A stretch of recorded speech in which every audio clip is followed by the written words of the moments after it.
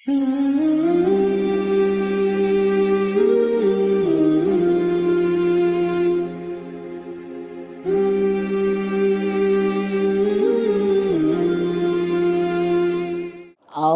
باللہ من الشیطان الرجیم، بسم اللہ الرحمن الرحیم۔ عزیزان محترم، سلام علیکم۔ نظفشاں رضوی کی خطابت کے ہاتھوں سے فردن فردن سلام قبول کیجیے۔ جیسا کہ ہم آپ حسینی چینل کے ذریعے تمام گفتگو آپس میں کر رہے ہیں، اور رجب شعبان میں بھی ہم لوگ نے مل کے عبادات کو انجام دیا تھا۔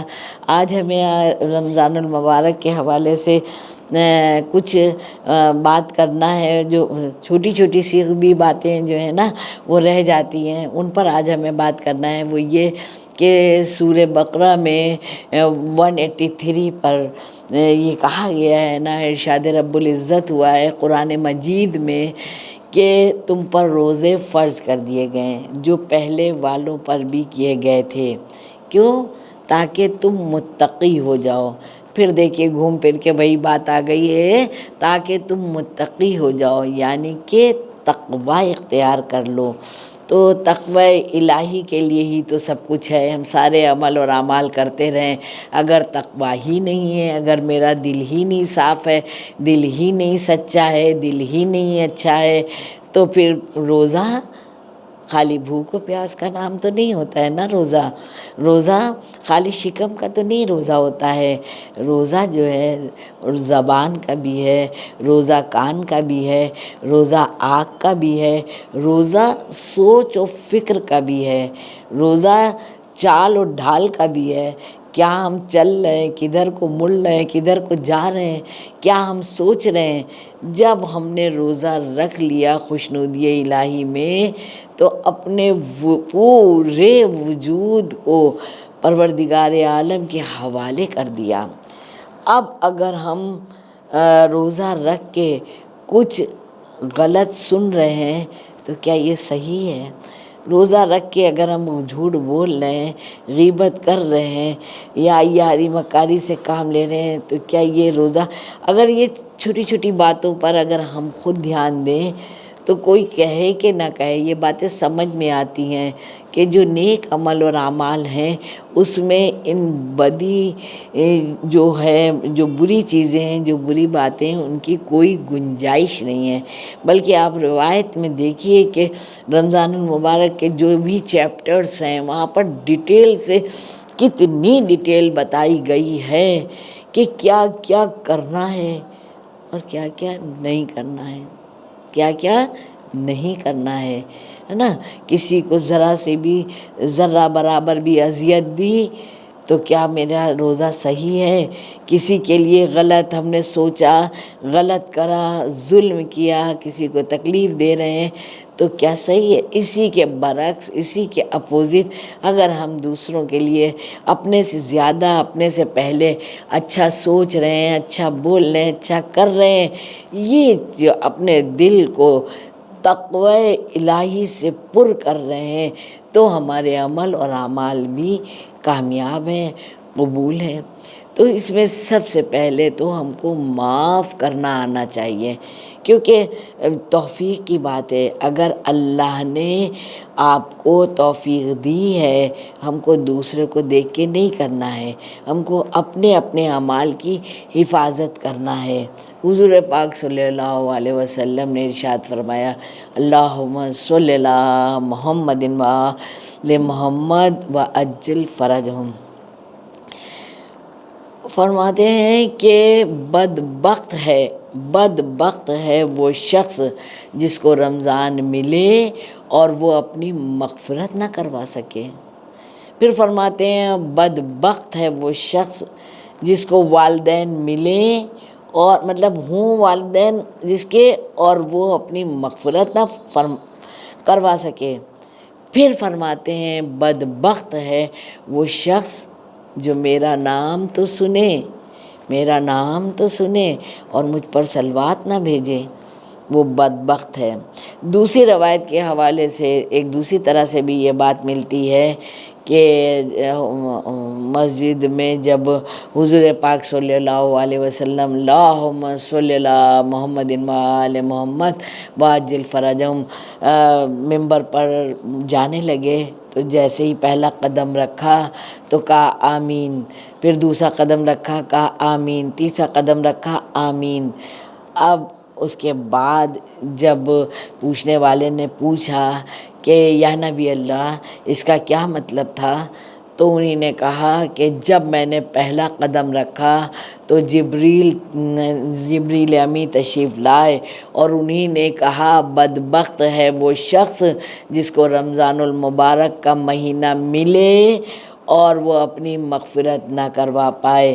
جب میں نے دوسرا قدم ممبر پر رکھا تب انہی نے فرمایا بدبخت ہے وہ شخص جو والدین کی عظمت نہ سمجھے، والدین کی عزت نہ کرے، والدین کی مطلب جتنی حدیثیں آپ نے سنی ہیں، یہاں پر پوری ڈیٹیل الگ ہے، سبھی جانتے ہیں، لیکن یہاں روایت میں یہ پورے جملے ہیں، بس یہاں پر وضاحت تو ہم لوگ سب جانتے ہیں کہ بدبخت ہے وہ شخص جو والدین ہوں اور ان کی اپنی مغفرت نہ کروا سکے۔ اور پھر جب تیسرا قدم رکھا تو جبریل امین نے کہا بدبخت ہے وہ شخص جو آپ کا نام سنے اور صلوات نہ بھیجے، اللہم صلی اللہ محمد و آل محمد۔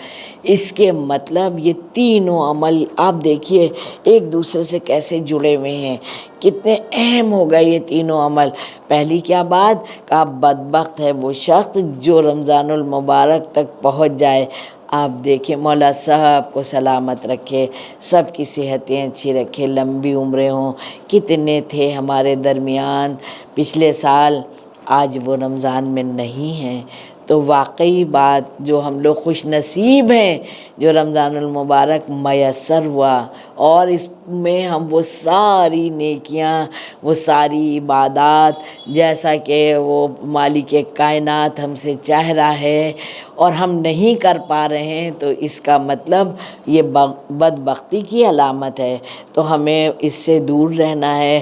اللہ ہم کو محفوظ رکھے ان بدبختی سے۔